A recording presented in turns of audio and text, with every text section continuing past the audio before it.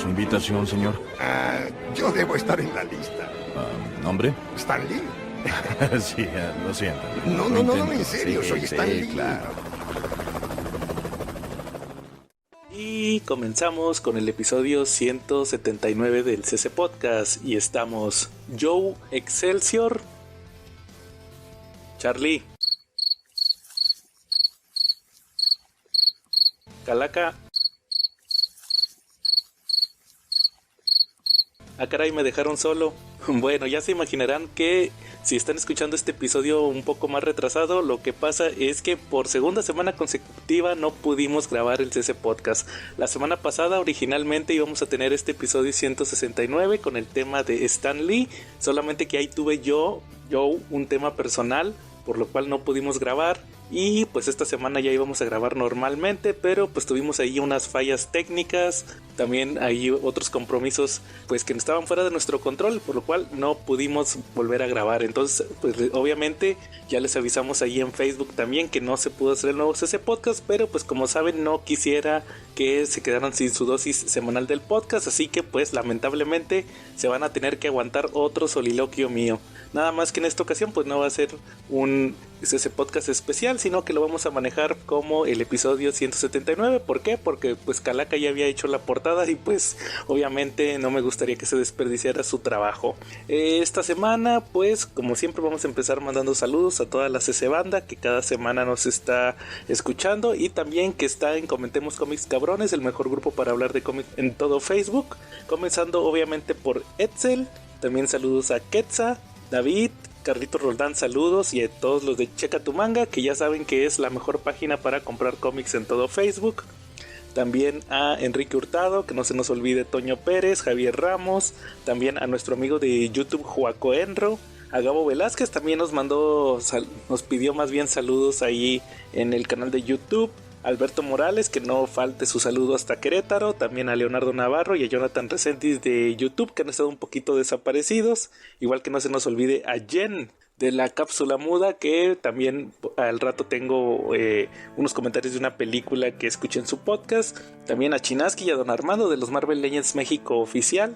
Igual también que no se nos olvide a nuestro seguidor de YouTube Dave Odinson, igual que Víctor Pérez Pérez, que también nos mandó saludos, y pues a la banda de Ladron Corps, que como saben es una comunidad donde suben cómics traducidos de DC Comics, los más recientes que no se consiguen, pues ahorita en México no hay ninguno que se publique, pues no hay editorial que los saque. Y pues también saludos a todos a su grupo de Telegram, donde está el administrador peruano que me odia, así que como quieras pues saludos a todos. También que no se nos olvide mandar los saludos a la banda que estuvo comentando ahí en la página de Facebook del CC Podcast sobre que hoy vamos a grabar el tema principal de esta semana. Déjenme les digo quiénes fueron. Pues estaba Víctor Pérez Pérez, Javier Ramos también, aquí están. Dice Javier Ramos, saludos chavos, se les extrañó la semana pasada, estaré al pendiente del programa. Saludos a Javier, que pues se va a tener que aventar otro soliloquio. También a Jafet, saludos los saludos de la Calaca a Jafet, que nos comentaba también del señor del que vamos a hablar en el tema principal, y también pues a Ricky Dante, que es uno de los seguidores de El Calaca, también saludos a él. También que no se nos olviden los saludos de Charlie, como siempre pues saludos a la gente del Take It Sushi, también pues a todos, a los Silver Raiders, a los Tortugos. También que no se nos esté olvidando el Bebote, Fernando González Aguirre, de los que siempre nos han seguido desde que empezamos con el CC Podcast en los 178 episodios anteriores. Y pues también saludos a los amigos del Calaca, como siempre a Jafet, a Aljera, a Diego, grande Diego. Igual también que no se nos olvide pues igualmente a todos los que usualmente reciben un saludo aquí de sus amigos del CC Podcast.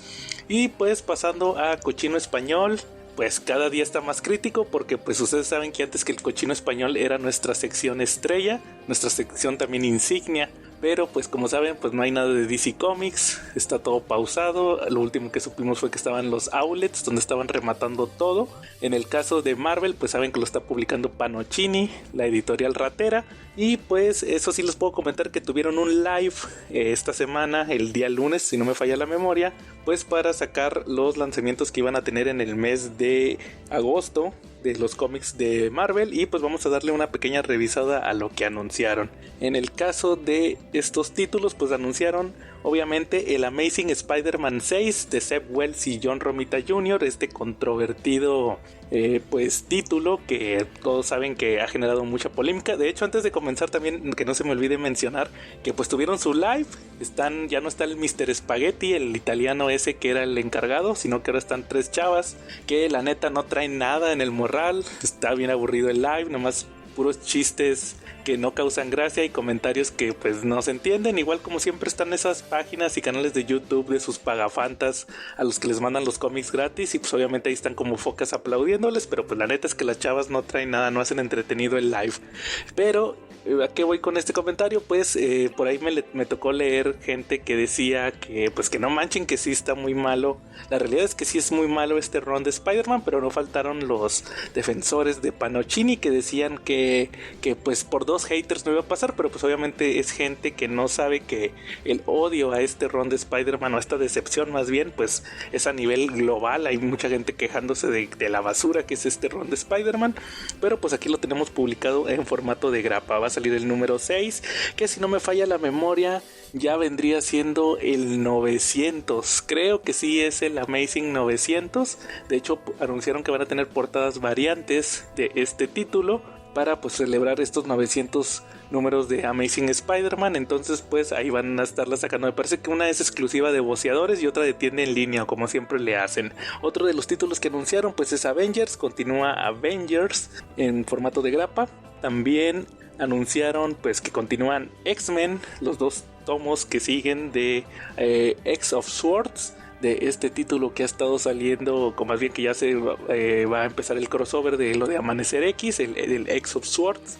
En el mes de agosto vamos a tener esos 2 tomos y pues ya terminaría el crossover, me parece que en el mes de septiembre. También Immortal Hulk va a salir el tomo 6, que es el título que más me gusta de todo lo que se está publicando en México. Como ustedes saben, pues yo nada más compro Immortal Hulk y X-Men, son los 2 que más me gustan, pero creo que Immortal Hulk ya está a otro nivel.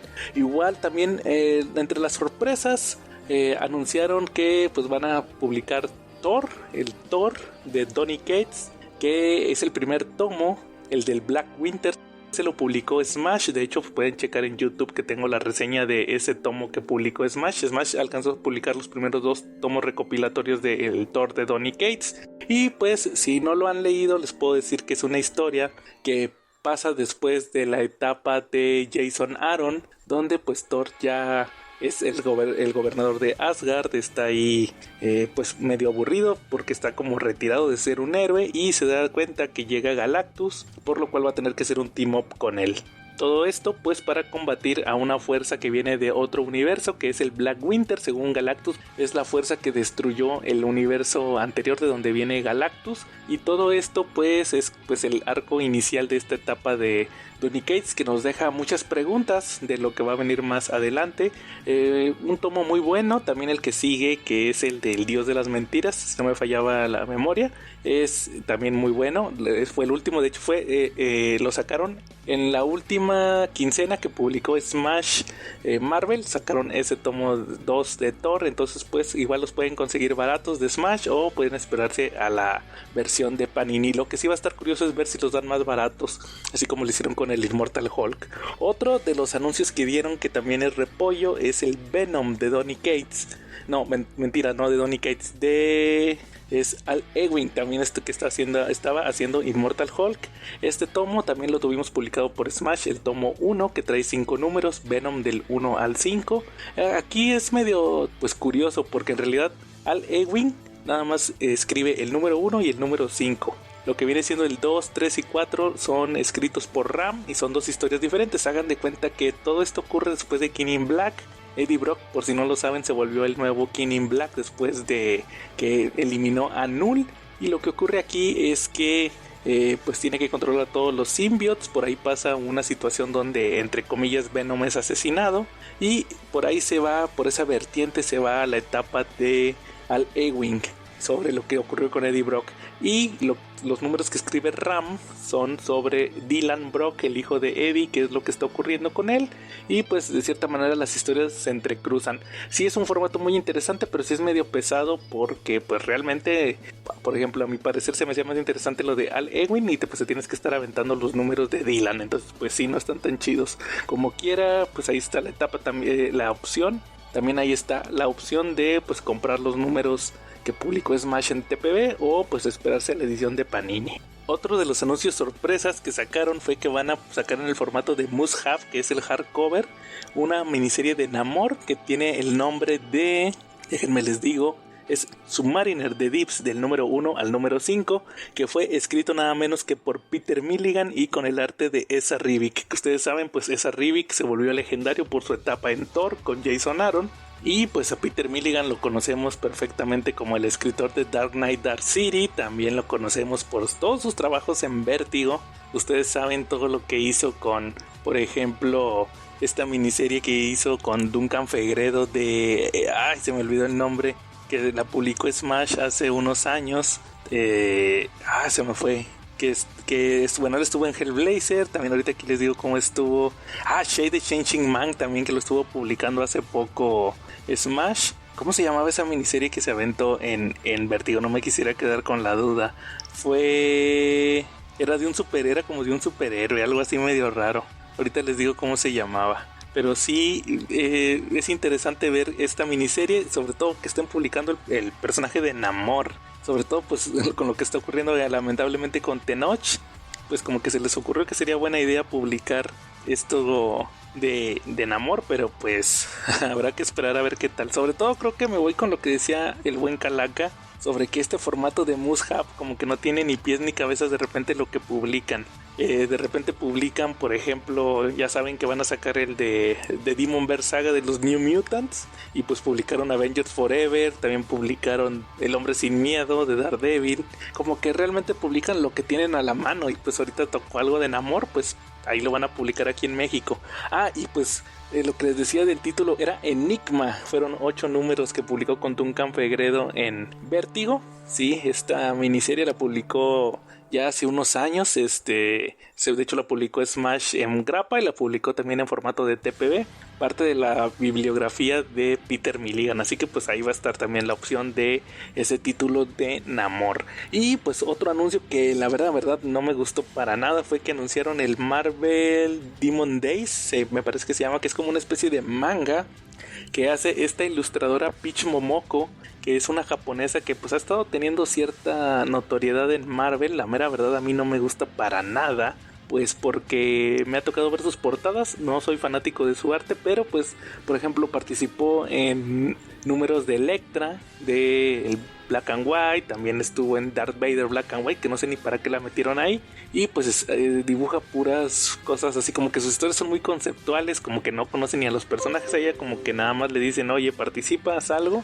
y pues ahí es lo que está haciendo, como que está muy enfocada en su arte y en su trabajo personal, pero pues como que tiene mucho jale con la gente de Marvel. Ya ven que pues los lectores de Marvel usualmente son un poquito más abiertos a ese tipo de colaboraciones, entonces pues ahí les van a estar publicando ese tema de Marvel Demon Days de Peach Momoko.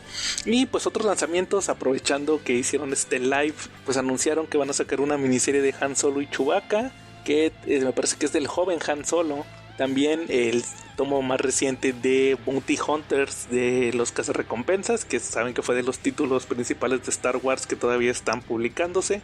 Me parece que ya habían anunciado el de Star Wars a secas, y pues seguiría por el orden en septiembre el de Darth Vader, donde ya vamos a estar un poquito más alejados de la tercera miniserie de esto que hemos estado viendo de Imperio Secreto, que todo esto, Imperio Oculto, que es lo que se ha estado publicando con este personaje de Emilia Clarke, que estuvimos viendo en miniseries anteriores de Star Wars. Ya es un poquito más alejado, pero como quiera tiene cierta relación.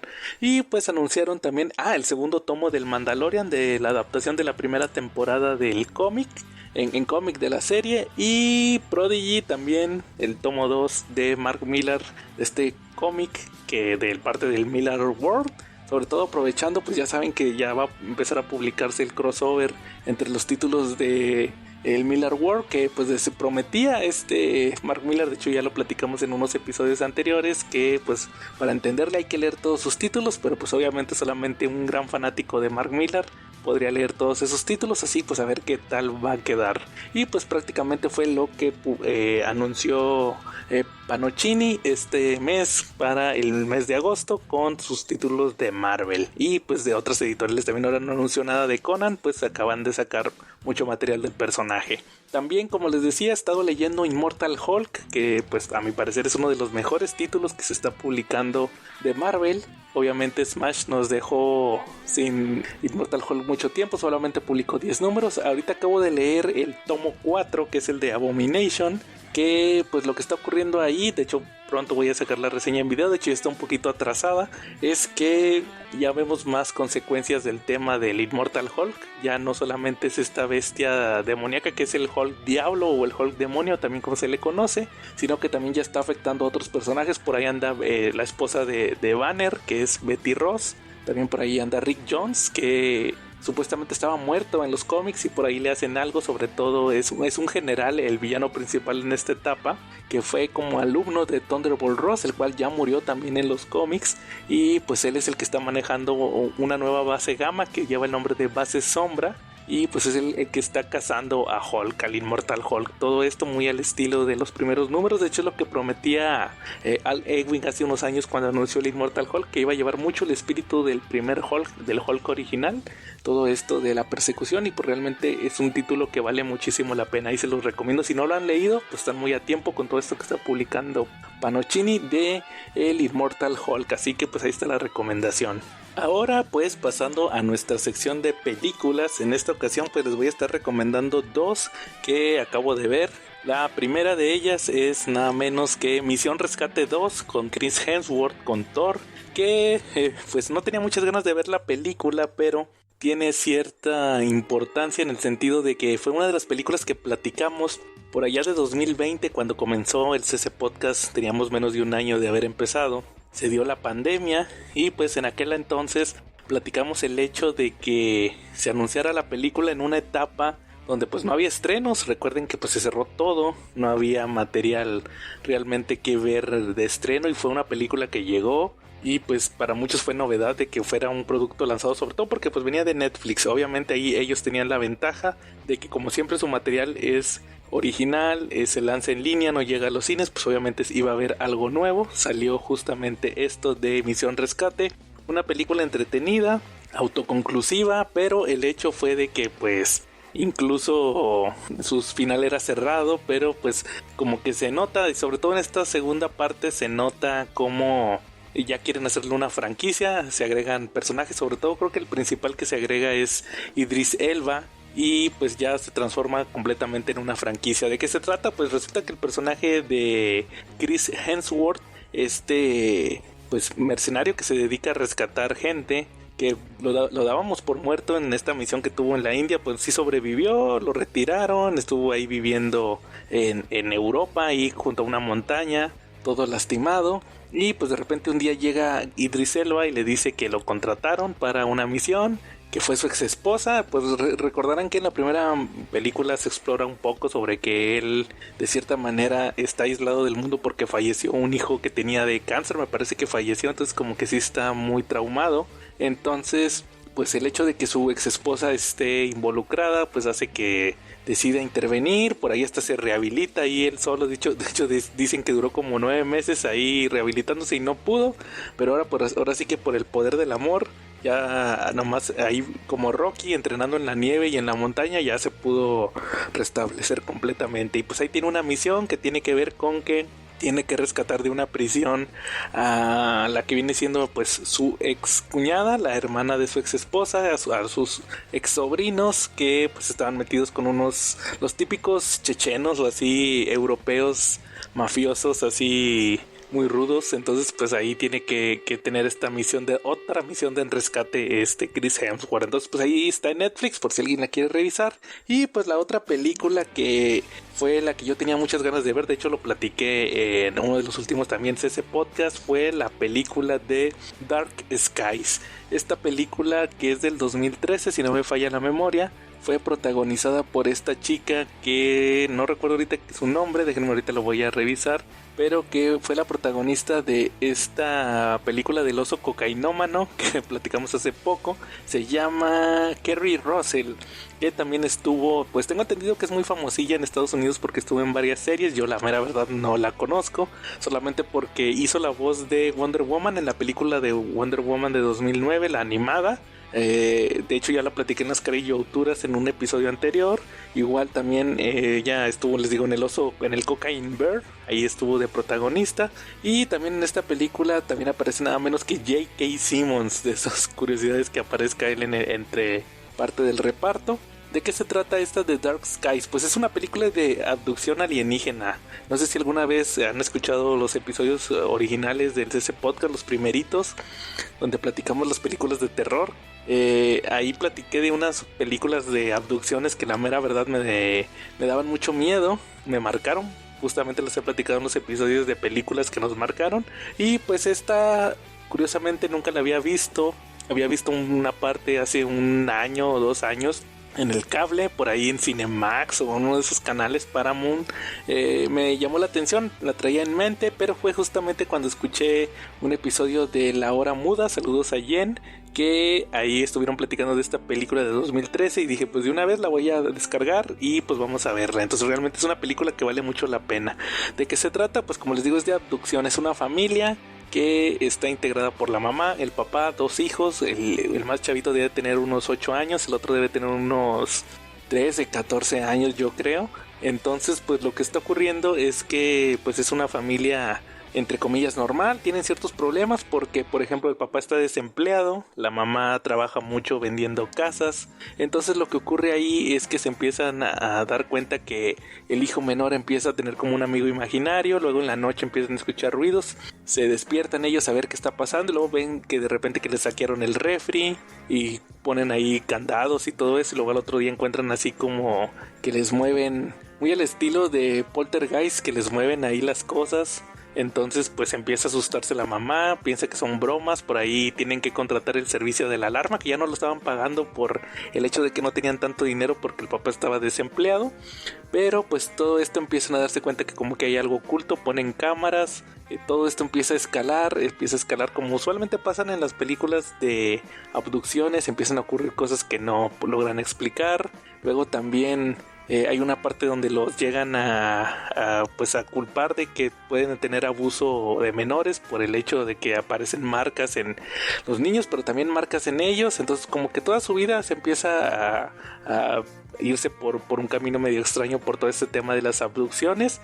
Y pues obviamente al final están incrédulos, se empiezan a googlear qué es lo que pudo haber ocurrido y se dan cuenta que puede haber algo relacionado con ovnis, con aliens. Luego van a ver a J.K. Simmons, que es el típico cuate loquito que nadie le cree que ha vivido con ovnis, pero como que él conoce muy bien todo lo que le está ocurriendo. Entonces pues ahí se siembra la duda y todo esto lleva a que pues todo esto escale, toda la situación escale y lleve a un desenlace que realmente se me hizo una película muy buena y se los recomiendo. Yo creo que está en mi top automáticamente de mejores películas de abducciones. Ahí les voy a mencionar algunas que pues obviamente yo creo que los que les gusta este tipo de cine pues ya las han visto. Está por ejemplo Señales, que esa no puede faltar.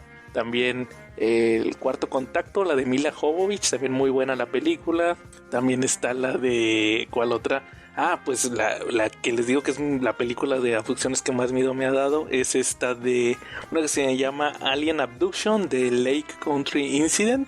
Esa es buenísima, también es tipo La Bruja de Blair con Shaky Cam. Entonces esa también se la recomiendo por si no la han visto. Nada más que está en Prime, en Amazon Prime. Nada más que no la vean ahí porque está doblada. Solamente no tiene opción de inglés con subtítulos, entonces sí se pierde muchísimo con ese doblaje. Búsquenla ahí por medios alternativos, sí se los recomiendo mucho. Entonces también esta película de Dark Skies la incluyo obviamente en esta lista de películas de abducciones, vale muchísimo la pena. Y pues ahora vamos a aprovechar para ver algunas de las noticias que estuvieron ocurriendo en lo que no estuvimos grabando el CC Podcast. Primero pues tuvimos el lamentable fallecimiento de Rubén Moya, uno de los actores de doblaje que yo creo que es más reconocido pues por su amplia trayectoria. Lo recordarán la mayoría de la gente pues como He-Man. Él fue la voz de el príncipe Adam y de He-Man en pues la serie clásica de Los Amos del Universo. También estuvo participando en franquicias como DC Comics, en las películas de Batman de Christopher Nolan. De hecho, él era la voz usual de Morgan Freeman. A veces, híjole, me da mucho pesar cuando lamentablemente fallecen estos actores de doblaje icónicos, y pues que ya no vamos a volver a escuchar su voz con ciertos actores, como por ejemplo, pues a mí me encantaba escuchar a Morgan Freeman con la voz de Rubén Moya. También estaba este otro actor que era el narrador de Dragon Ball Z, que era el que daba la voz de Harrison Ford. Sobre todo ahorita que va a salir la película esta de Indiana Jones, pues la voz de Harrison Ford usualmente era este otro actor que no recuerdo ahorita su nombre, pero ahorita vamos a ver, es José Labat, Pepe Labat. Sí, que para mí él es icónico como Harrison Ford, y pues ya falleció hace lamentablemente unos años. Entonces ya pues ahorita que les digo va a salir la nueva de Indiana Jones, pues como que no se me antoja tanto escucharla en español. Igual con Rubén Moya, ya escuchar a Morgan Freeman sin su voz pues ya no va a ser lo mismo. También él fue Jack Palance, no sé si se acuerden de Aunque Usted No Lo Crea, no sé si a nuestros escuchas más jóvenes les tocó. También era Zork en las películas de Toy Story, el villano de Buzz Lightyear, entre otros personajes. De hecho aquí estoy viendo que también fue Kingpin en la película de Spider-Verse, que de hecho yo la vi en inglés, nunca las he visto en español, sobre todo rescatando toda esta controversia que hemos estado hablando con el doblaje de las películas de Spider-Verse. También otro pues artista importante que falleció fue, lamentablemente se nos fue el 13 de junio, John Romita Sr., sobre todo que tiene que ver con nuestro tema principal que vamos a ver más adelante, pues uno de los dibujantes icónicos de Spider-Man. Yo creo que si no es que el más icónico, a él le tocó dibujar la muerte de Gwen Stacy. Fue el que, a pesar de que Steve Ditko fue el co-creador y el creador más bien del estilo visual de Spider-Man, pues el que lo definió para las futuras generaciones fue John Romita Sr. También hablamos de él hace poco cuando hablamos de Wolverine. Es co-creador de Wolverine. Es un artista que marcó época, John Romita Sr., y también lamentablemente pues se nos adelantó en el camino.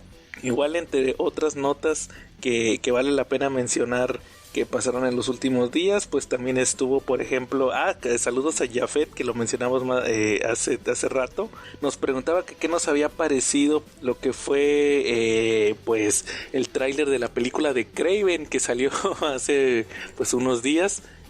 Lo vamos a platicar la próxima semana que ya estén Calaca y Charlie para que también den su opinión, pero pues les puedo adelantar en mi caso que pues sí está medio interesante escuchar todo esto de pues que quieran hacer. Sobre todo creo que lo que me llama más la atención a mí es que todo mundo dice es como Morbius, o sea, se quedó el estigma de lo que ocurrió con la película de Morbius, de que pues es un personaje de un villano de Spider-Man, que le quieren dar su película, lo quieren manejar como antihéroe, va a tener violencia y al final pues probablemente y lamentablemente no va a funcionar y pues va a quedar así como un proyecto que fue un fracaso. Entonces pues Kraven también, a pesar de que está actuando Aaron Taylor Johnson Kikas, pues esperemos si le vaya bien. Al final pues son películas que son para entretener. Lamentablemente que los estudios pues se van por el lado de que quieren que sean franquicias que generen pues más películas, pues con que sea, me conformo que sea una película entretenida y pues que nos podamos ver a estos personajes en live action. Ya los 6 siniestros y todo esto, que se acuerdan de la escena post créditos de Morbius, pues yo no creo que vaya a avanzar nada,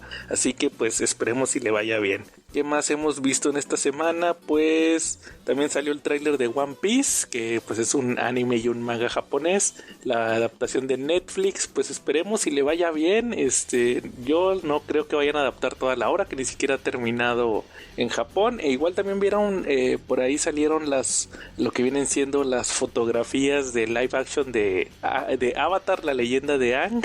O recordarán que hace unos años Shyamalan lo adaptó en una película, pero acá van a sacar una serie.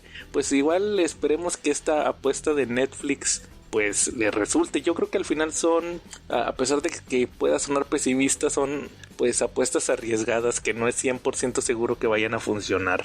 También vamos a ver otras notas que estuvieron, lo de Tenoch Huerta también, creo que eso vale la pena mencionarlo.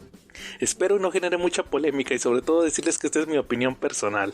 Pues andan cancelando a Tenoch, al parecer por lo que estuve viendo tuvo un problema con esta chica saxofonista que pues recordarán que tuvo pues una relación con un político y este le terminó lanzando ácido en la cara, entonces ella se volvió una activista muy conocida. Y pues ahora resulta que Tenoch Huerta, que pues todos saben que es Namor en el universo de Marvel, pues al parecer tuvieron ahí una relación, supuestamente no terminó nada bien y esta muchacha ahora pues lo está acusando de acoso sexual y abuso sexual. Entonces pues en mi opinión muy personal, espero y no se vayan a ofender con lo que les voy a decir, pero pues yo creo que Tenoch sí debió de haber sido un poquito más precavido. No porque yo diga que esté mal, es más, si Tenoch le hizo eso a esa muchacha, pues ojalá y lo castiguen y que ahora sí que reciba su merecido. Eso sí, nunca lo voy a quitar, pero si en realidad son falsas las acusaciones,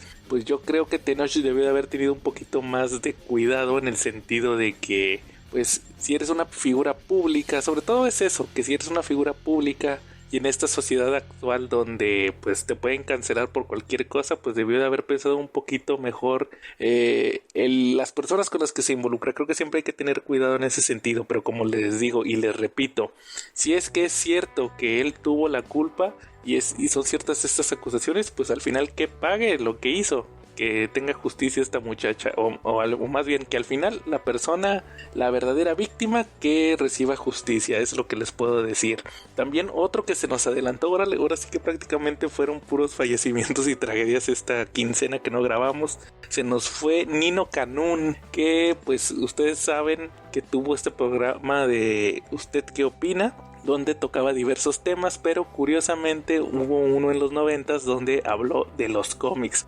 Ahí estuvo gente como J.G. Holguín, el ídolo de Charlie, Oscar González Loyo, el ídolo de Charlie, y pues otros personajes. Ahí andaba Humberto Ramos, que no sé si sea ídolo de Charlie, también que curiosamente Ramos ahí todavía era de la secta de Oscar González Loyo. También ahí andan otras personas pues relacionadas con la historieta.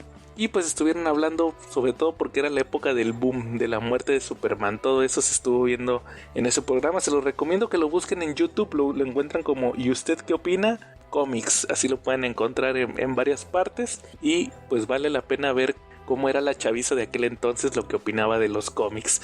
Y sobre todo pues era les digo, la época de la muerte de Superman, de la caída del murciélago, y ver pues cómo se manejaba, qué era lo que pedía la gente en aquel entonces, y pues una sociedad muy diferente que a la cual vivimos actualmente. Entonces pues sí, vale la pena darle una checada. También mencionarles que se cumplieron 34 años del lanzamiento de Batman de Michael Keaton, que pues está más viva que nunca. Ese pues sí, yo creo que es algo que vale la pena mencionarlo. Una película que pues no pasa de moda. Yo creo que si tienen oportunidad, chequenla en estos días, y sobre todo pues por otras circunstancias que están más vigentes, pues Michael Keaton es un Batman icónico. Así que pues yo creo que hasta aquí le dejamos con las noticias de esta semana. Y pues ahora sí, como ven, si nos vamos con las carillouturas de esta semana, tuvimos la sección dedicada nada menos que a la película de Superman Batman Apocalypse. Esta película adaptó el arco de la superchica de Krypton, de este mismo título de Superman Batman de Jeff Loeb con Michael Turner, que pues era el regreso triunfal de Supergirl de Kara Zor-El. Y pues después de esto pues regresamos para el tema principal. Pero antes de eso, nada más mencionarles que si se preguntan por qué no he hablado de la película de The Flash, pues mejor vamos a esperar a la próxima semana que ya estén Charlie y la Calaca para hablar ahora sí qué nos pareció la película. Así que pues ese tema hasta la siguiente semana. Así que vámonos con las carillouturas. Yo sé lo ocupados que están, pero es justo que sean los primeros en saber. Ustedes, los primeros en arriesgarse por un perfecto extraño. Estamos aquí porque cada uno de nosotros, a su manera, ha luchado por ser lo que es. ¿Y a qué mejor papel podría aspirar cualquiera que al de héroe? Así que permítanme volver a presentar a mi prima Kara Zor-El, o como el mundo llegará a conocerla, Superchica. Hola amigos, aquí Joe del CC Podcast y sean bienvenidos nuevamente a las Cariyouturas, la sección que si están escuchando ustedes en YouTube es porque ustedes quieren y si nos están escuchando en audio es porque les acabamos de imponer la sección en el podcast.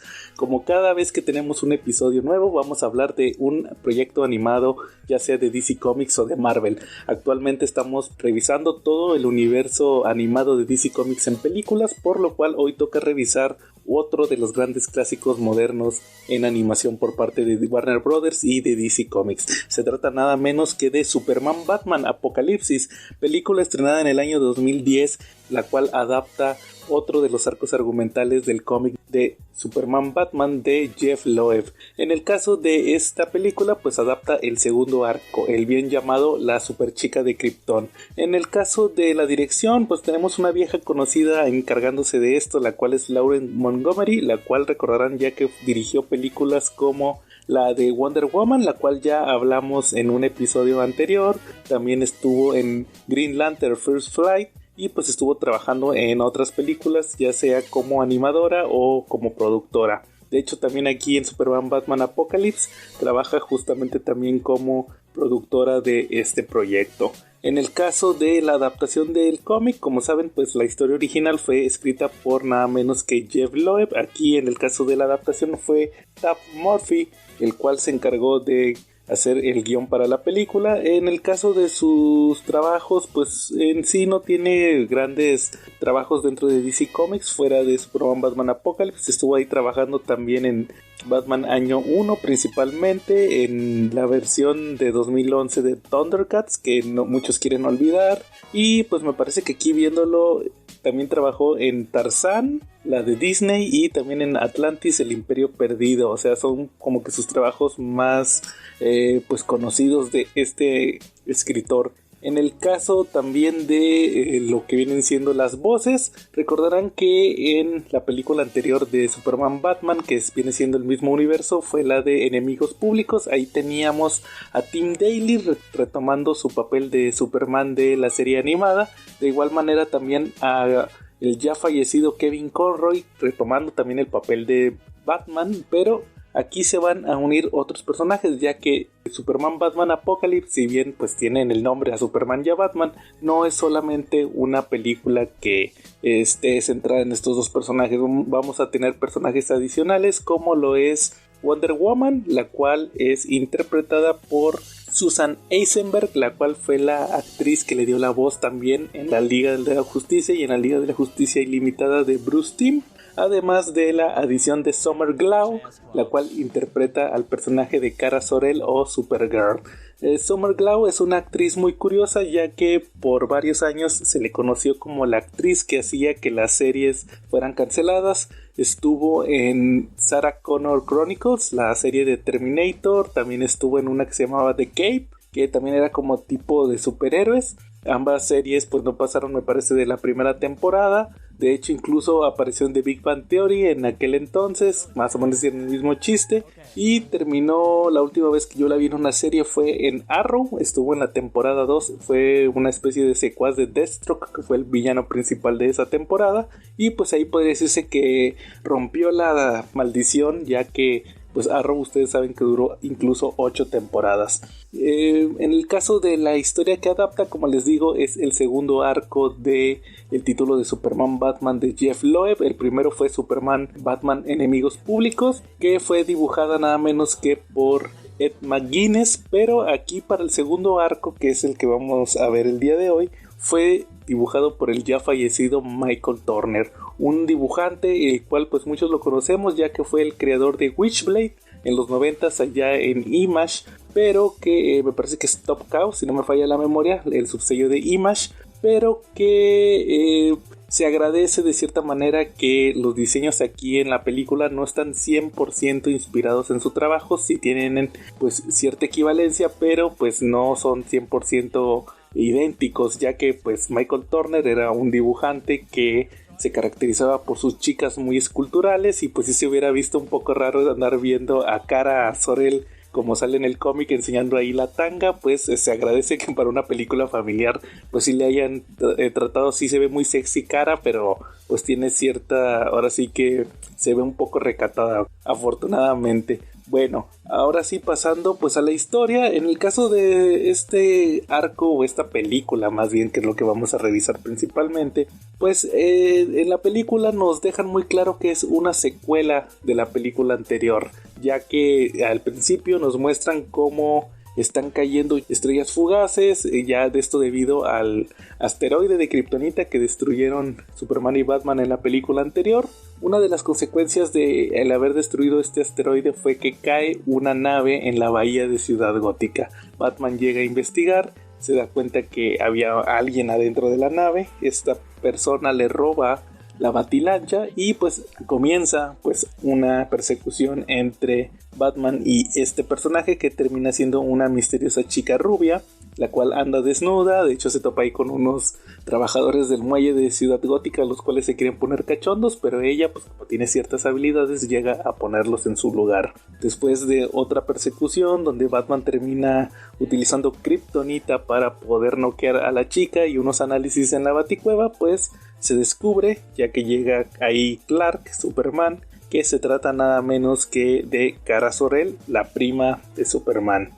Aquí es curioso ya que Kara, la última vez que vimos esta versión del personaje de Supergirl, la versión que es la prima de Superman, pues recordarán que falleció en la crisis en Tierras Infinitas allá en 1985. Después de eso pues tuvimos más de 20 años de versiones de Supergirl donde era pues otra extraterrestre como Matrix que venía de otra dimensión, o chicas que obtenían habilidades parecidas a las de Superman y se hacían llamar Supergirl, pero la versión tal cual clásica de Kara, donde ella es la prima de Superman, hacía su gran retorno en este título, y justamente es la adaptación que vemos aquí en la película de esta historia. Por eso mismo les digo que lleva el título de la super chica de Krypton. De hecho, cuando empieza la película ustedes pueden ver en los créditos que mencionan que está adaptando la novela gráfica de Jeff Loeb y Michael Turner. Como saben, pues les encanta en las películas y en las adaptaciones decir que fueron novelas gráficas, cuando pues la realidad es que fue un arco de un título de cómic.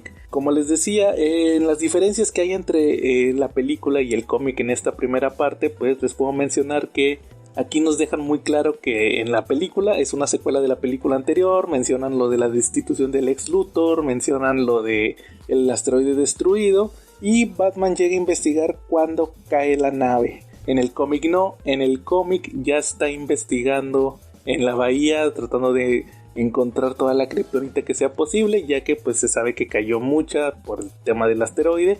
Superman está como en una especie de cuarentena, Batman lo tiene recluido en la Baticueva ya que no quiere que se exponga, ya que pues él sabe muy bien que cualquier villano que se haga con kriptonita pues puede ser una amenaza para Superman. Al estar buscando esta kriptonita fue cuando Batman se encontró la nave de Kara, así que pues es un pequeño cambio, no muy significativo, y también pues aquí no se hace ningún pues hincapié de que es una secuela de el primer arco, pues obviamente porque estamos en el mismo título, son hechos que están pasando continuos. Pasando a la siguiente parte de esta historia, pues después de un pequeño análisis por parte de Batman a Kara, se da cuenta que Kara es más poderosa de Superman, o más bien asimila mejor la energía solar. Clark se la lleva a la fortaleza de la soledad, ahí vuelve a hablar con Batman, el cual pues no está muy convencido, le menciona que pues es peligroso, que qué casualidad que sea una prima de él, de la cual nunca había escuchado, que ella no tiene memoria. De hecho es un hecho que se nos menciona, Kara no tiene mucha memoria de lo que ocurrió. De hecho el mismo Krypto tiene desconfianza de ella, por lo cual pues no termina de convencer a Batman. Superman está muy convencido de que Kara es buena, decide llevársela a Metrópolis, donde tienen ahí una secuencia un poco extraña donde vemos pues para rellenar ahí unos minutos como Clark se lleva de compras a Kara y se prueba mucha ropa, zapatos, hace lo que hace un adolescente normal, gastándose el dinero del pobre Clark. Pero pues todo esto es para tratar de mostrarnos que Kara quiere ser una chica normal. Al mismo tiempo también se nos menciona que en el caso de Apocalypse tenemos a Darkseid, el cual está tratando de encontrar una nueva capitana para su equipo de las Furias, y después de la prueba fallida de una de ellas, le ordena a Granny Goodness, a la abuelita Bondad, que encuentre a la chica kryptoniana que cayó en la Tierra. Otro detalle aquí que vale la pena mencionar es que en la secuencia de Kara con Clark después de las compras, terminan en un parque de Metrópolis donde ella encuentra una estatua de Superman. Ella menciona que pues esta estatua es el reflejo de lo que la gente siente por Clark, que lo ven como un héroe, que ella todavía no sabe muy bien qué es lo que va a hacer, pero pues en los cómics todo mundo sabe que esa estatua específica es nada menos que la estatua que le levantaron a Superman cuando falleció en los cómics después de la muerte de Superman a manos de Doomsday. Le crearon esta estatua, de hecho ahí estaba la tumba, y pues ahí es obviamente pues en la película no hacen mención a la muerte de Superman. Después de esto vamos a ver una pequeña secuencia de acción donde una fuerza misteriosa llega por Kara. También ahí están entreteniendo a Superman, que terminan siendo unas amazonas, y pues se revela ahí que se trata nada menos que de Wonder Woman, la cual fue llamada por Batman para que se llevara a Kara a la isla de las Amazonas y le diera un poco de entrenamiento. Clark se niega en un principio, pero termina aceptando, y más adelante en la película pues se nos revela que Kara ya estuvo 2 meses entrenando ahí. Kara se hace amiga del personaje de Harbinger de Lila Michaels, el cual pues en la película tampoco se nos da mucha explicación del personaje, pero los que leemos cómics sabemos que Harbinger se trata del personaje que fue la ayudante del Monitor durante la crisis en Tierras Infinitas. Tiene habilidades para viajar en el tiempo, para ver el futuro, y de hecho menciona que todo esto con Supergirl fue una especie de advertencia que tuvo, ya que ella vio un futuro donde ella moría, y pues que quiere tratar de ayudarla para que pueda salvarse. En el cómic no se hace tanto hincapié en estas premoniciones que tiene Layla, sino que en la película se hace más hincapié, ya que vemos que varias veces se está viendo este futuro. Posteriormente vamos a tener un enfrentamiento entre Kara, la cual está entrenando nada menos que contra Artemis, la amazona, que también la conocimos animada en la película de Wonder Woman, y los que leemos los cómics sabemos que Artemisa pues es una amazona que incluso llegó a sustituir a Wonder Woman durante los 90s. Aquí ella entrena con Kara, incluso la llega a derrotar hasta que Clark llega, y pues como él está muy preocupado por Kara, llega a confrontar a Artemisa, la levanta, le dice que ya no la toque y que se quiere llevar a Kara otra vez a Metrópolis. Todo esto se ve interrumpido, ya que Kara pues no se siente muy bien con todo esto, quiere que Clark también le dé su espacio, se va con Layla, pero en eso llega un ataque de Doomsday, el cual aquí nos mencionan también en el cómic que Lex Luthor se lo llevó a Darkseid, pero pues aquí no, aquí en la película no nos dan ninguna explicación, simplemente llega Doomsday con varios clones a atacar, ahí las amazonas defienden la isla y terminan Clark eliminando a todos los Doomsdays con su visión de calor. Después de esto pues vamos a conocer que se cumplió de cierta manera el futuro que vio Layla, ya que ella es la que termina muriendo salvando a Kara, ya que fue secuestrada por Darkseid, la cual se la llevó a Apocalypse para cumplir esto de que quiere que ella sea la capitana de sus furias. Me parece que tanto en la película como en el cómic creo que pierde mucho el hecho de que no se haga hincapié en la muerte de Layla, ya que pues al final fue un personaje que después de su, entre comillas, importancia en la crisis en Tierras Infinitas, pues se fue desvaneciendo, ya nunca se supo más de él, que tuviera cierta importancia. De hecho, en mi punto de vista personal, ni siquiera yo sabía que estaba ahí en la isla de las Amazonas. Creo que al final lo pusieron como relleno y pues como un personaje sacrificable, simplemente para tratar de darle un poco de dramatismo a la historia. Pero pues continuando con la historia, vamos a ver cómo Superman, Batman y la Mujer Maravilla deciden ir a visitar nada menos que a Big Barda, la cual pues todo el mundo sabe que fue capitana de las Furias, es la esposa de Mr. Miracle, el cual también escapó de Apocalypse, y pues deciden pedirle ayuda para que ellos puedan viajar a Apocalypse a rescatar a Kara. En un principio Barda no quiere ayudarlos, pero termina aceptando, ya que ella también quiere ir a Apocalypse. Esto lleva a que los personajes puedan viajar usando una Mother Box, y pues ahí se ven infiltrados. Por un lado van Barda y Wonder Woman, por otro lado Batman va a usar este arnés volador que usa usualmente Orión, el de los nuevos dioses, y pues Superman también se va a ir por su lado a tratar de encontrar a Kara. uno de los puntos más importantes de la película, que a mi parecer creo que es un gran plus, es la batalla entre Wonder Woman y Big Barda contra las Furias. Creo que es una secuencia muy buena, llena de acción, y pues también vemos como ahí Batman tiene que estar confrontando a unos perros de caza ahí de Apokolips. Toda esta trama avanza cuando pues Superman llega con Darkseid, le exige que le entregue a Kara, y pues Darkseid simplemente le dice que se la puede llevar cuando él quiera, ya que ahí vemos que llega ya Kara con el cerebro lavado. Tiene una confrontación contra Clark, donde efectivamente se nos demuestra que Kara es más poderosa que Clark. Tienen ahí una batalla, pero pues la historia avanza cuando Batman llega y le dice a Darkseid que le puso un 4, ya que pues activó unas bombas. Darkseid piensa que está blofeando, pero al final la astucia de Batman hace que Darkseid acepte que se lleven a Kara. También Wonder Woman y Barda eliminan a las Furias, no matan a ninguna, ni tampoco terminan con Granny Goodness, pero pues todo esto hace que al final puedan ellos salir ya de Apokolips y que se lleven ahí a Kara por fin a la Tierra. Después de esto vemos como que ya va a haber un final feliz, que ya Kara está a salvo, y vamos a tener la secuencia final en la película donde Clark se lleva a Kara a Smallville, va a conocer a sus papás, pero nada menos que la sorpresa nos la llevamos cuando, llegando a la granja de los Kent, son atacados nuevamente por Darkseid, el cual en un punto parece que mató a Clark, luego en otro punto parece que mató a Kara, pero al final lo terminan mandando con otra Mother Box al espacio y termina ahí congelado, ahí pues en la órbita de algún planeta. Aquí tiene un ligero cambio con lo que viene siendo el cómic, ya que en el cómic Darkseid mata entre comillas a Kara. Resulta que Wonder Woman utilizó el teletransportador de la Liga de la Justicia para pues falsificar la muerte de Kara en manos de Darkseid, que Darkseid creyera que ya la había eliminado y que ya con eso ya la iba a dejar en paz. Creo que ahí sí fue un cambio que no se me hizo tan favorable.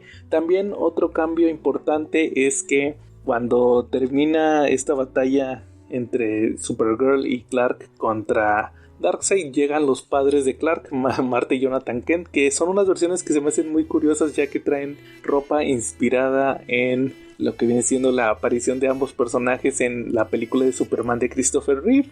Aquí en el cómic no fue igual, ya que para la batalla contra Darkseid, Kara ya traía su traje de Supergirl. De hecho, Clark menciona que se lo hizo Martha Kent, pero no, acá peleó con ropa de civil. Ya al final vemos, pues ya para terminar la película, como Superman se lleva nuevamente a Kara a la isla de las Amazonas, y en uno de los lugares de entrenamiento que está lleno de amazonas presenta a Kara como Supergirl. Ella da un discurso donde menciona que pues para ella no es 100% confiable utilizar este traje, pero sabe que se va a ganar el derecho de usar la S de Superman, que va a hacer su mejor esfuerzo. Ahí es victoriada por las Amazonas, por Wonder Woman, Batman y Big Barda, pero pues debo decirles que en el cómic sí tuvo un cambio más significativo, ya que esta presentación no ocurrió tal cual como lo vimos en la película. En el cómic estuvieron reunidos los grandes equipos de DC Comics. Estaban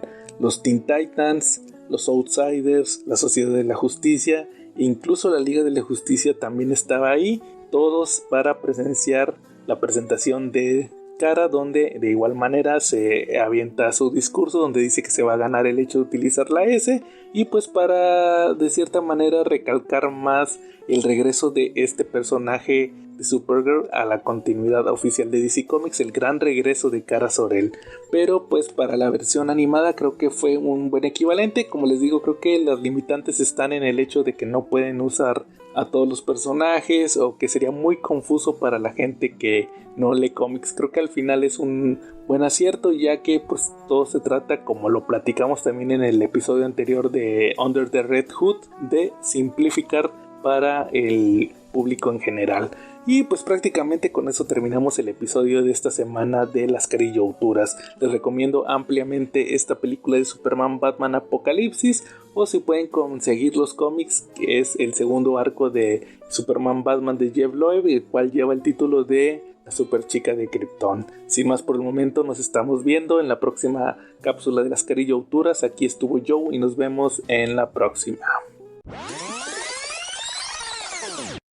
Y ahora sí, pues el tema principal de esta semana es un tema algo polémico. Creo que es uno de los temas más polémicos de la historia del cómic, el hablar nada menos que de Stan Lee, el creador, entre comillas, o el co-creador del universo Marvel.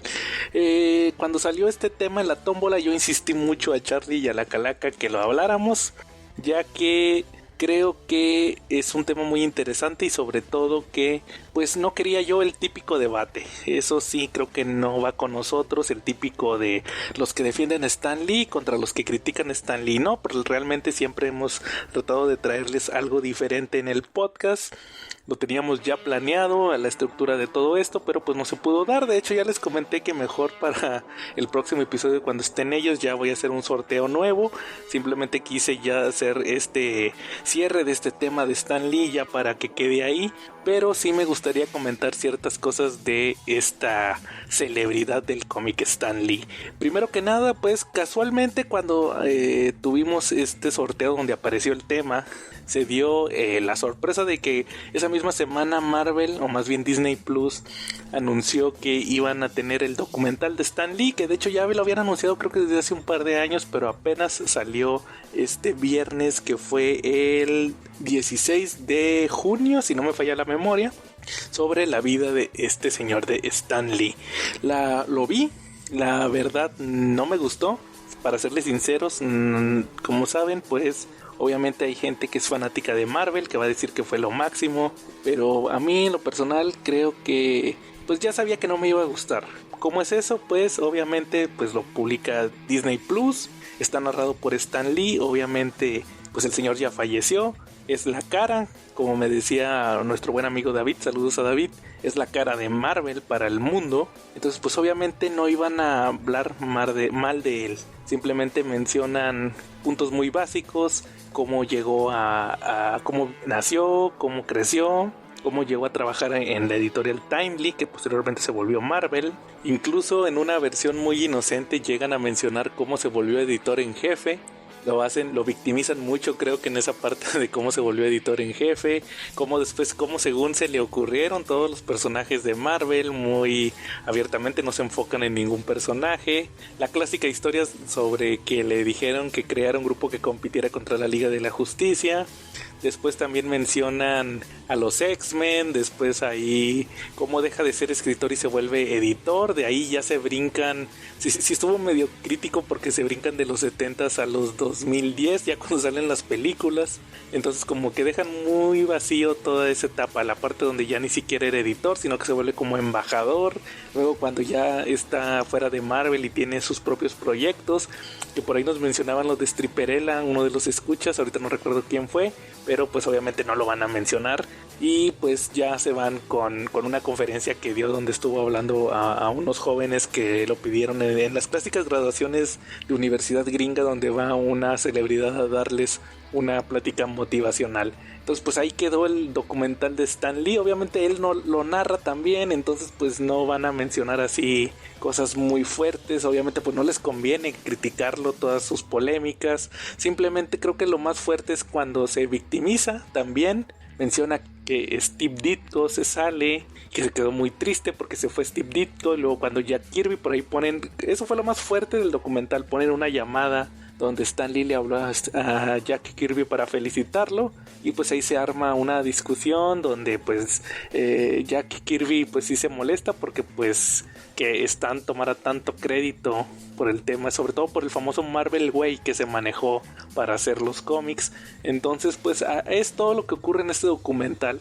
Obviamente hubo muchas críticas, sobre todo páginas especializadas, algunos decían que pues fue simplemente una propaganda, un panfleto, victimizar a Stan Lee, también autopublicidad. Por ahí también los hijos de Kirby me parece que se llegaron a tener ahí una protesta sobre que pues dejaban muy mal parados a todos menos Stan Lee, como siempre. Yo ahora sí que pasando ahora sí mi opinión personal, muchos de ustedes van a creer que voy a despotricar contra Stan Lee, cuando la realidad es que les voy a decir que pues no, realmente no lo admiro, no es de a huevo tenerlo que admirar.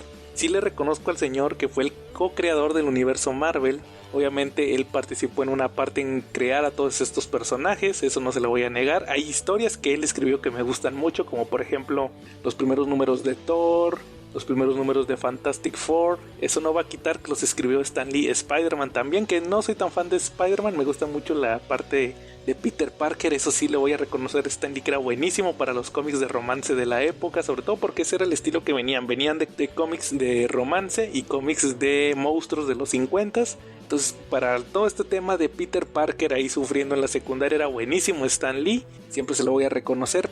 Pero fuera de eso, yo creo que no es de a huevo, como lo he mencionado muchas veces, tener que admirar ciegamente al señor.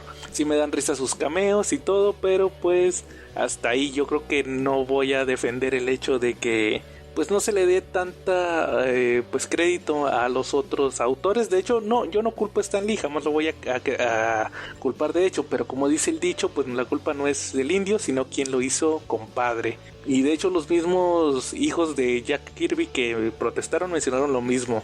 Pues Kirby murió en los 90s, Ditko murió hace un par de años, pero estuvo ahí aislado del mundo. Y pues el que tuvo el reflector fue Stan Lee. Entonces pues al final, como dicen, pues la historia la escriben los vencedores. Él fue el que tuvo el reflector. Él fue lo que viene siendo la figura pública, la cara de Marvel para todo esto. Entonces pues al final pues se le va a reconocer. Y cuando salen las películas pues obviamente lo ven, empiezan a ver, oye, ¿por qué sale este señor en las películas? Y pues la gente que no lee cómics agarra la onda de que mira, es que él es el creador, co-creador, y se queda más pues el creador del universo Marvel, de los personajes, por eso aparece en las películas. Y pues todo esto le da el estatus de celebridad. Obviamente eso no quita, como les digo, el hecho de que fue el creador de todos estos personajes que nos gustan, pero yo pienso que ya depende de cada uno de nosotros saber darle el crédito correspondiente al dibujante o al otro co-creador. Obviamente Spider-Man con Steve Ditko, a Doctor Strange, que yo siempre lo he dicho, Doctor Strange no es creación de Stan Lee, es 100% creación de Steve Ditko, nada más que Stan Lee le encantaba más bien decir que él fue creador de Doctor Strange, ese sí no. Pero todos los demás con Kirby, pues los Fantastic Four, los X-Men. Bueno, de hecho los Fantastic Four, ese fue una de las broncas que estuvo diciendo el hijo de Kirby, que pues los Fantastic Four están muy influenciados por otro trabajo anterior de Kirby, que fueron los Challengers of the Unknown de DC Comics. Pero pues obviamente ¿quién conoce a esos personajes actualmente? Son muy de culto. Y pues los Fantastic Four todo el mundo los conoce.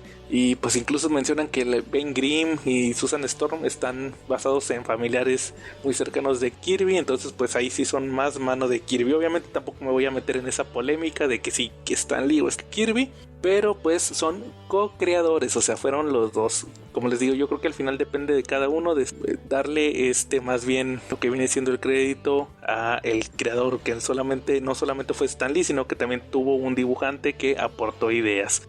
También, ¿qué más pues les puedo platicar de Stan Lee en este episodio del CC Podcast? Pues quería platicar una anécdota muy curiosa que creo que no se ha difundido lo suficiente. Se ocultó mucha información de esto. Yo estuve de testigo de primera mano cuando vino Stan Lee aquí a Monterrey, que vino a la convención. Fue hace unos años, muchísimo antes, como 3 o 4 años antes que viniera a la Conque. Cuando Gantuz revivió la Conque ya había venido Stan Lee. Ahí es una anécdota muy curiosa de cómo todo lo que se manejó, y creo que se ocultaron muchas cosas. ¿Cómo estuvo el anuncio? Pues anunciaron que iba a venir Stan Lee a la convención. Desde un año antes anunciaron eso. De hecho, la convención de Monterrey llegaron a ir gente a la Mole, rentaron un stand para vender boletos. Obviamente se metieron ahí a la convención a vender boletos, que Stan Lee un año después vendría más bien aquí a Monterrey a la convención. Pasó todo el año. Yo la mera verdad no fui a esa convención, no me llamaba la atención a mí tener un autógrafo o una foto con Stan Lee, la realidad es que no. Y pues también, como muchos deben de saber por oídas, la convención de Monterrey siempre ha sido muy criticada por ciertos asuntillos que ha habido con el paso de los años, que se han catalogado algunos como de fraudes, y pues la expectativa era muy alta de que ocurriera algo con Stan Lee. Y pues ¿qué fue lo que ocurrió al final? Pues imagínense ustedes que vienen de otro estado, vienen a la convención, compran el boleto desde un año antes en la Mole, por decir, si ustedes vienen de la Ciudad de México, y pues les dicen que la convención es viernes, sábado y domingo, que Stan Lee va a estar autografiando los 3 días, entonces ustedes compran su boleto y su vale para autógrafo o foto para el día, por decir el día viernes, y entonces pues resulta que Stan Lee no llega el viernes. Stan Lee, que ya se había prometido que iba a estar los 3 días, resultó que llegó el viernes después de las 10 de la noche, ya se había acabado el primer día de la convención. Y pues nada más ahí, ¿qué fue lo que hizo? Pues dio una mini conferencia de prensa y pues cumplió con el meet and greet, que hubo gente que pagó como 15,000 pesos, tengo entendido, para poder conocer a Stan Lee y estar en esa convivencia. De hecho, uno de los chismes curiosos de aquel entonces es que hubo ahí un presidente de una editorial de cómics muy famosa, nomás les voy a decir que es la editorial que publica Valiant y Ultrapato en México, que andaba presumiendo que le regaló a Stan Lee uno de esos cómics y que Stan Lee le dijo que era, que este cómic es mejor de los que yo escribía, y él, pues ya se imaginarán que ese fulano estaba bien chiflado, así bien contento de que Stan Lee le había dicho que sus cómics eran mejor que los de él, y pues obviamente pues si estás pagando 15,000 pesos obviamente no te va a decir que tu cómic es una porquería. Total que pues esa gente convivió con Stan Lee el viernes, pero la gente que había comprado foto o autógrafo para el viernes les dijeron que no, que se iban a correr hasta el sábado. Entonces pues imagínense ustedes que si ya habían rentado el hotel para el viernes, nada más iban a estar el viernes y ahora se tienen que quedar hasta el sábado. Igual eso fue lo que pasó con los que habían comprado boleto para sábado y domingo. Tuvieron que reorganizar todas las sesiones de fotos y de autógrafos con Stan Lee. ¿Y todo para qué? Porque resultó que Stan Lee también no estuvo todo el domingo, solo estuvo la mitad del día. Otra pues anécdota curiosa que tiene que ver más con el cochinote Stan Lee que conocimos en los últimos años fue que en aquel entonces había una cosplayer, me parece que era ecuatoriana, o bueno, era gringa pero con raíces de Ecuador, me parece, no recuerdo ahorita muy bien el nombre, que ella siempre se tomaba fotos con Stan Lee, o sea, siempre iba a las convenciones donde estaba Stan Lee, se tomaba fotos, como que ya el señor ya la ubicaba a la chavita esta. Y pues resulta que la chavita casualmente vino a la convención donde estuvo aquí a Monterrey porque iba a estar Stan Lee. Entonces, ¿qué pasó? Pues que nada más ella no estuvo el viernes porque no estuvo Stan Lee. Luego estuvo el sábado todo el día, obviamente porque ya andaba el señor. Y cuando se enteró la cosplayer que Stan Lee se iba a ir temprano ese día, pues ahí dejó tirado el evento, se fue con él porque creo que lo traían en avión privado hasta eso al señor, para que le diera aventón hasta Los Ángeles. Creo que la chavita también vivía en Los Ángeles, ahí donde vivía Stan Lee.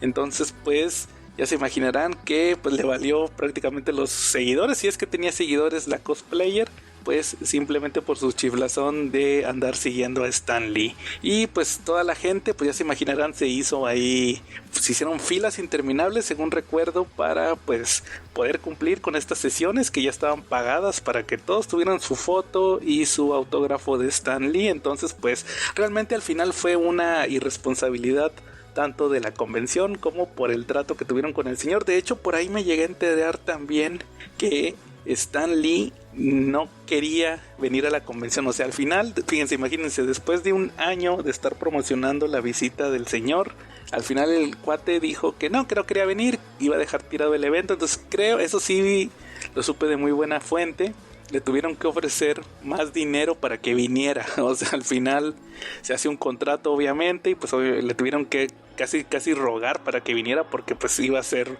ahí un desmoder con el tema de pues imagínense toda la gente que vino para la foto y el autógrafo. Entonces ahí sí se me hace pues muy gandalla. No sé si Stan Lee tenga que ver ahí directamente, pero sí de sus representantes. Todo esto sí se me hizo pues medio gandalla. Yo realmente me decepcioné mucho tanto de la convención como de pues la figura pública que representa Stan Lee, porque obviamente pues no hicieron ningún comentario al respecto, como que se trató de cerrar muy herméticamente todo esto y entonces pues, al final no se le dio tanto seguimiento. Entonces pues sí, es la anécdota de cuando Stan Lee iba a venir aquí a Monterrey. De hecho creo que también en la con que andaban abriendo más y más fotos, pues porque querían sacar más dinero del señor cuando vino. Obviamente pues no es barato traer Stan Lee no era barato traerlo a México.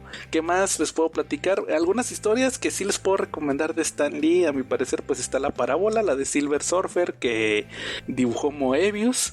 Es una historia muy buena que se publicó, me parece que fue en los 80, si no me falla la memoria, de Stan Lee. Es una historia donde Silver Surfer, que como muchos saben fue el personaje entre comillas fetiche de Stan Lee, uno de sus favoritos, está como en un futuro posapocalíptico de una sociedad consumista. Entonces ahí la típica futuro así que no estamos acostumbrados en las historias de ciencia ficción. ¿Y qué es lo que ocurre? Que llega Galactus. Obviamente ya la gente es muy diferente.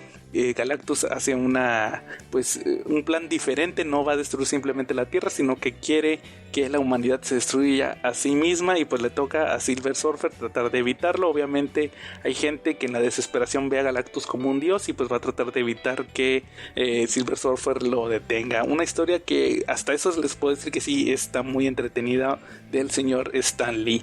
También, como les había dicho, a mí me gustan mucho los números de Thor, los primeros números que hizo Stan Lee con toda esta mitología de Thor, este ser mitológico contra a veces personajes radioactivos o extraterrestres. Realmente creo que es uno de los trabajos que más me agrada de él, todo lo que creo, y sobre todo el arte de Kirby. Siempre le voy a reconocer que Jack Kirby fue parte importante de eso. También Fantastic Four, de hecho en las solicitations ahorita de el mes de septiembre me tocó ver que ya van a reimprimir en el formato de Mighty Marvel Masterworks, que son los que están reimprimiendo los primeros números de Fantastic Four, a Spider-Man, Avengers, Hulk, de todas las series, en un formato más chiquito tipo Pocket.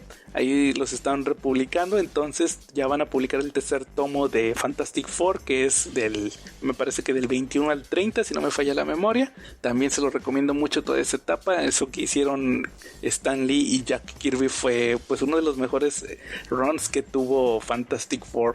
También, ¿qué otro título les puedo recomendar que vale la pena checarlo? Yo creo que siempre va a haber polémica con el estilo de Stan Lee. Como les decía hace rato, él sabía lo que hacía, el estilo de romance con el estilo de monstruos combinado para estos nuevos superhéroes, y creo que es un estilo que quedó muy establecido como el estilo Stan Lee. De hecho, hay gente que podría decir que es hasta medio repetitivo, pero pues se entiende que en los 60s la narrativa era muy diferente. ¿A qué me refiero con esto? Pues por ejemplo, creo que es un ejemplo que siempre he mencionado, que en Spider-Man teníamos a Peter Parker, que estaban Liz Allen y la secretaria que era, se me fue el nombre, la secretaria de J. Jonah Jameson, que siempre se estaban ahí peleando por Peter Parker, que si Peter Parker no fuera tan nervioso y no fuera así tan cerrado, yo lo amaría. Y el Peter, ninguna de ellas me puede amar. Luego nos pasamos a Daredevil, donde Foggy está enamorado de Karen Page, y Karen Page pues no se decide de quién está enamorada, y pues Matt Murdock dice, Karen Page, estoy enamorado de ella, pero ¿cómo va a querer a un ciego como yo? Y luego tenemos a Karen Page que dice, el señor Murdock tan bueno que es, si él me lo dijera yo lo amaría aunque él sea ciego. Y luego nos vamos a Thor, donde está Jane Foster, que es la enfermera de Donald Blake, que es la identidad secreta de Thor, y vemos a Donald Blake que dice, esta Jane Foster tan buena que es, pero ¿cómo va a querer a un cojo como yo? Y esta Jane Foster dice, el Dr. Blake tan bueno que es, yo lo podría amar si tan solo se me confesara, a pesar de que él tenga esa cojera. Entonces pues realmente siempre nos ponían estos triángulos amorosos, estos perfiles de personajes sufriendo muy al estilo de lo que representa Marvel. Entonces pues realmente al final Stan Lee es el encargado de todo esto, y pues al final les puedo decir que tomó buenas decisiones editoriales. Lo ha mencionado Roy Thomas, como por el ejemplo, les puedo decir por ejemplo que aprobó el hecho de que se publicaran títulos alternativos como Conan, también que publicaran pues otras cosas de otras licencias en Marvel como Star Wars. Me parece que todavía le tocó a Stan Lee, o era ya Roy Thomas el que estaba de editor, pero el mismo Stan Lee nombró a Roy Thomas como editor en jefe de Marvel. Entonces pues al final todo viene de este señor, la influencia que tuvo en la editorial durante los 60s, 70s y principios de los 80s. De hecho recuerden que todavía aparecen en los cómics Stan Lee presenta. Entonces pues al final, independientemente de todas las polémicas que pueda tener, fue una figura importante del cómic. Yo creo que eso fue lo que queríamos hacer con este mini episodio, que al final pues no se dio la plática. La dejaremos para otra ocasión, lo que digan Calaca y Charlie sobre Stan Lee. Les digo, un debate yo creo que pues no va al caso. Para criticar y ensalzar a Stan Lee, pues yo creo que pues debe de haber muchos podcasts que ya habían hablado del tema. También mencionarles datos curiosos, como por ejemplo que Jack Kirby se enojó tanto con Stan Lee que creó a este personaje de Funky Flashman en Mr. Miracle, que pues era pues todo el coraje que le tenía en aquel entonces. Jack Kirby lo mencionaba como pues una persona que solamente estaba buscando la atención, que quería todo el crédito. Entonces pues al final son broncas personales que tienen estos creativos. Al final la justicia llega a todos. Al final, como la gente que sabe, podría decirse que la gente que necesita saber que Jack Kirby fue co-creador lo sabe, la gente que necesita saber que Steve Ditko fue co-creador lo sabe. Entonces al final yo creo que si ustedes están en contra de Stan Lee, pues no se lo tomen al final tan a pecho. Simplemente con que ustedes sepan que fue co-creador, sino que también hay una persona involucrada aparte de él, creo que es lo que pues al final vale la pena. Y pues también difundan la palabra de eso, de que oye, sí, Stan Lee fue el co-creador, también existe Jack Kirby, mira, este es su arte, está Steve Ditko, este es su arte, él también fue parte importante de todo esto. Y pues al final inculcar, yo creo que es lo que todos podemos hacer, inculcarle a la gente que pues hay alguien más ahí involucrado. Y pues yo creo que con esto pues terminamos este episodio. Creo que fue un tema que no dio para más. Obviamente pues siempre van a faltar las opiniones de mis compañeros Calaca y Charlie. Yo les digo, yo creo que algún día más adelante podremos volver a tocar este tema y que ellos nos puedan dar su opinión al respecto. Simplemente fue para ya sacar de la tómbola este tema de Stan Lee, así que no se pierdan el próximo episodio, donde probablemente tengamos algún otro tema. Vamos a sacar el sorteo como quiera, ya para dejarles ya cumplido este tema de Stan Lee. Y pues prácticamente con eso terminamos el episodio del día de hoy. Estén al pendientes porque también les quería comentar que ya estamos cerca de los 1000 suscriptores en el canal de YouTube del CC Podcast. No hemos tenido dinámicas para regalar cómics porque estamos esperando que lleguemos a los 1000 suscriptores para pues darles una super dinámica con más cómics para regalar. Así que si no lo han hecho, pues no duden en suscribirse, porque les aseguro que va a valer mucho la pena el llegar a los 1000 suscriptores. Todo esto para agradecerles con una super dinámica de cómics donde pues se van a llevar un montón de cómics directamente a sus casas. Sin más por el momento, pues terminamos esta semana. Aquí estuvo Joe Excelsior y nos vemos en el próximo episodio.